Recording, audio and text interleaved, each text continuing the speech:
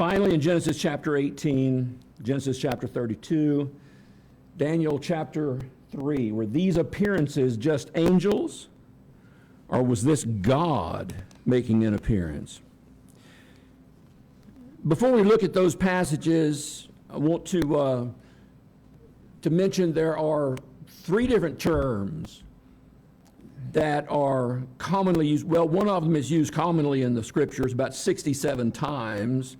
That's the idea of the angel of Jehovah or the angel of Yahweh. That's a phrase that's found many times, Old Testament and New Testament. There's a couple of other words, though, whereas the words are not found there, the concepts are certainly found. One is called a theophany. I know that sounds like a big academic word, a theophany, but it simply comes from a Greek word that means an appearance of God. God makes an appearance. And what you see in the Old Testament are quite a number of examples. We got three of them here that appear to be at least theophanies, where God is making an appearance.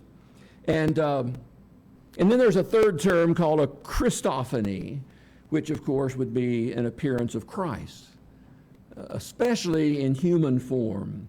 And of course, that is the very cornerstone of the New Testament. You could argue that almost the entire New Testament, or at least the Gospels, Matthew, Mark, Luke, and John, those are all Christophanies. Those are appearances of Christ in human form. For 33 years, Jesus walked the earth. Well, we're not going to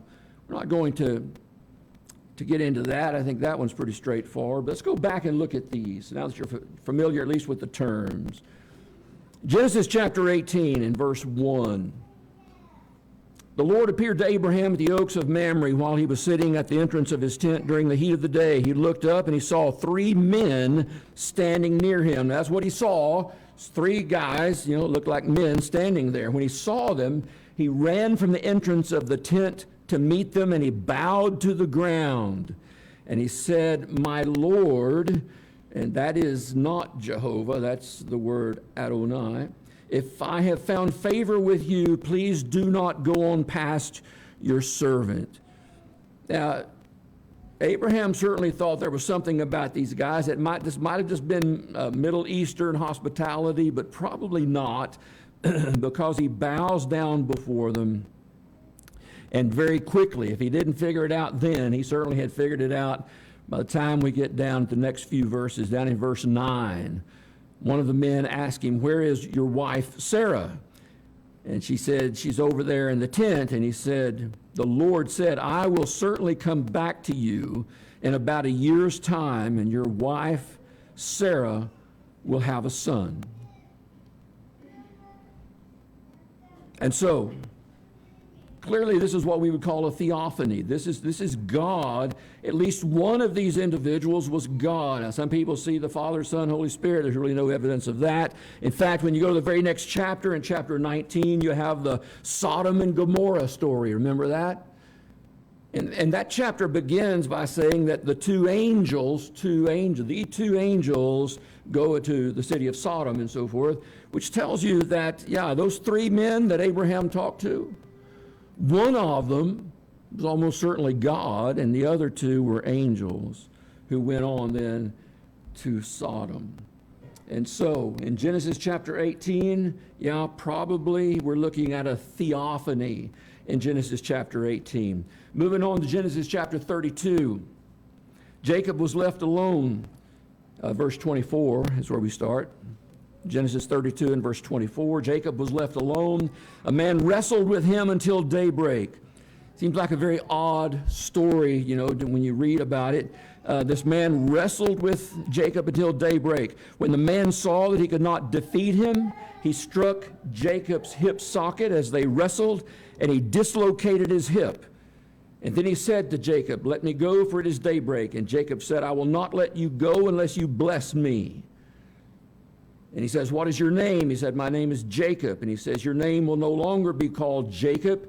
It will be now Israel, because you have struggled with God and with men and have prevailed." And Jacob asked him, "Please tell me your name." And he answered and said, Why do you ask my name? And so he blessed him there, and Jacob named that place Peniel. For I have seen God face to face, he said, and yet my life has been spared. If that's all the passages we had in the Bible to try to figure this thing out, it would be possibly this or possibly that. He certainly thought that he had seen God, that he had wrestled with God. He was wrestling with a man, and so God in human form. That would certainly be a theophany. When you look at a remote passage over in the book of Hosea, in Hosea chapter 12 and verse 3, in the womb, Jacob took his brother Esau by the heel, and in his manhood he strove. One translation says he wrestled with God.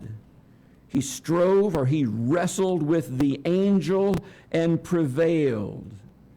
And so here he's called God, the man that Jacob wrestled with. He's also called the angel. And so the angel of the Lord is the Lord himself. And so to answer the question specifically, is Genesis chapter 32 an account of God appearing to man in human form? Yes. Based on the Hosea passage, we'd have to say certainly so. Certainly the case. I will say this, and there's a lot more to the story of Genesis chapter 32 and Jacob wrestling with God and his own future struggles, and then later on the struggles of Israel, the nation, and so forth. So there's a lot of foretelling that's taking place in this interesting story in Genesis chapter 32. But just to answer the question, is this a theophany? Yes, I think the Hosea passage makes that pretty clear. And then finally, Daniel chapter 3. Daniel chapter 3, it says in verse 23, that these three men, Shadrach, Meshach, and Abednego, fell bound into the furnace of blazing fire. You remember they were cast into the fire because they did not bow down and worship the image. And so Nebuchadnezzar had them thrown in the fire so hot that the people that threw them in, they themselves perished. But these three guys did not. In verse 24, King Nebuchadnezzar jumped up in alarm, and he said to his advisors, "Didn't we throw three men bound into the fire?" And they said, "Yes, of course, Your Majesty."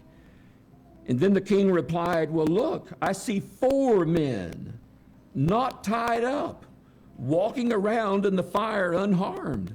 The fourth looks like a son of the gods." Now, again, if you stop right there, you might get the idea that, well, this must be a theophany. This must be God in there with them, or perhaps this was Jesus, as many commentators say, that this was Jesus in there with them, in which case this would be a Christophany. The reality is, you got to remember, Nebuchadnezzar was a pagan. He was using his own pagan terminology, a son of the gods. That's the way he was thinking of it, is what he saw. There must have been something special in the appearance of this fourth individual in the fire, but whether it was Christ, or whether it was Jehovah, or whether it was an angel, we just don't have any further information on that. And so it is, we'll just say it's anybody's guess, but clearly, God was with Shadrach, Meshach, and Abednego because of their faithfulness, and that is, of course, the important takeaway from that story. Once again, those were good questions. We appreciate everybody submitting questions.